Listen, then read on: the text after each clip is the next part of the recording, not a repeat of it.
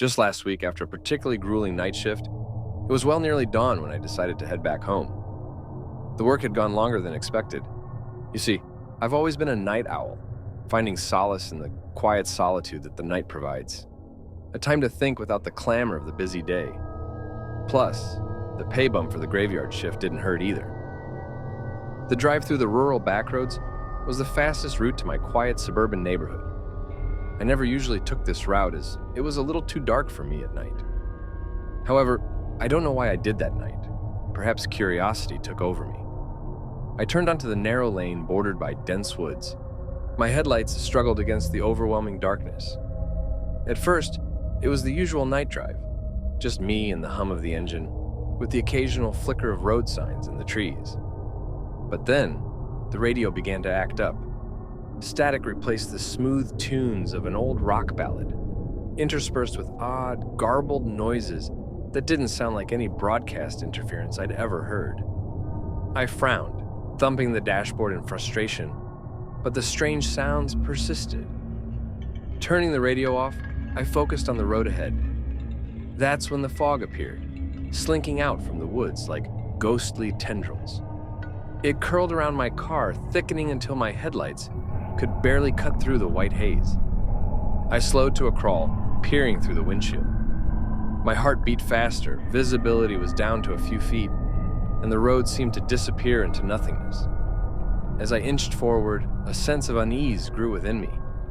The fog seemed unnaturally dense, and there was an eerie stillness to the air, the kind that chills your spine and makes you wish you were anywhere but there. I rolled up the windows, locking the doors out of an instinctive fear. Suddenly, a shadow darted across the road just outside the reach of my headlights.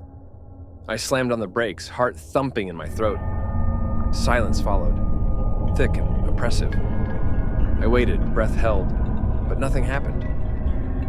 Just as I convinced myself it was probably just a deer or stray animal and began to relax, a loud thud came from the rear of the car. Panicked, I whipped around, squinting through the back window, but the fog was too thick. Another thud, this time alongside the car, as if something or someone was deliberately striking it. My breaths came in sharp gasps as I stared into the fog, hoping for a glimpse of whatever was out there. You know, they say curiosity killed the cat, but I wasn't about to test that theory. So I pressed the accelerator, the car lurching forward, but the engine's roar was drowned out by a new sound, a high piercing wail that seemed to come from all around me. It was unlike anything I had ever heard. A scream that didn't sound human, but was filled with such anguish and terror that it froze my blood. As I drove the rest of the way home, I felt it, a presence as if something was following me. Was it the shadows? Was it just my tired mind playing tricks on me after a long night? I couldn't tell. I pushed the engine harder, the tires screeching in protest as I sped through the fog. The road twisted and turned, and I fought to keep control, the car swerving dangerously on the wet roads. Just when I thought it couldn't get any worse, I saw a figure standing in the middle of the road.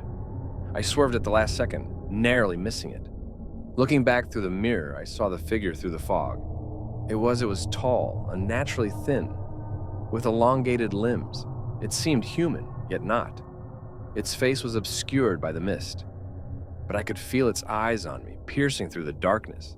My mind raced, every horror story I'd ever heard flooding back to me. Was it a ghost? A creature of the woods? Or was I just hallucinating from the stress? Shaking, I focused on the road, desperate to escape. Finally, the fog began to thin. I neared the edge of the woods. The familiar streetlights of my neighborhood appeared, casting warm pools of light onto the pavement. I had never been so relieved to see them. Once home, I parked the car and rushed inside, not looking back. Only when I was safely behind locked doors did I dare to breathe easily again. But I had seen them. There were dents all along the sides and back of my car. I shivered, a cold dread settling in my stomach. I knew then that it hadn't been my imagination. Something had been out there, in the fog with me. That night, I didn't sleep. Every little sound made me jump, and the image of that figure in the road haunted me. Since that night, I've never taken that road again. Sometimes when I'm driving in the dark of the night, I still hear that wail, distant yet chillingly clear. and I wonder what would have happened if I hadn't made it out of the fog. Some things are better left unknown, don't you think? And maybe, just maybe, I'm okay with not having all the answers. After all, some mysteries are too dark to unravel.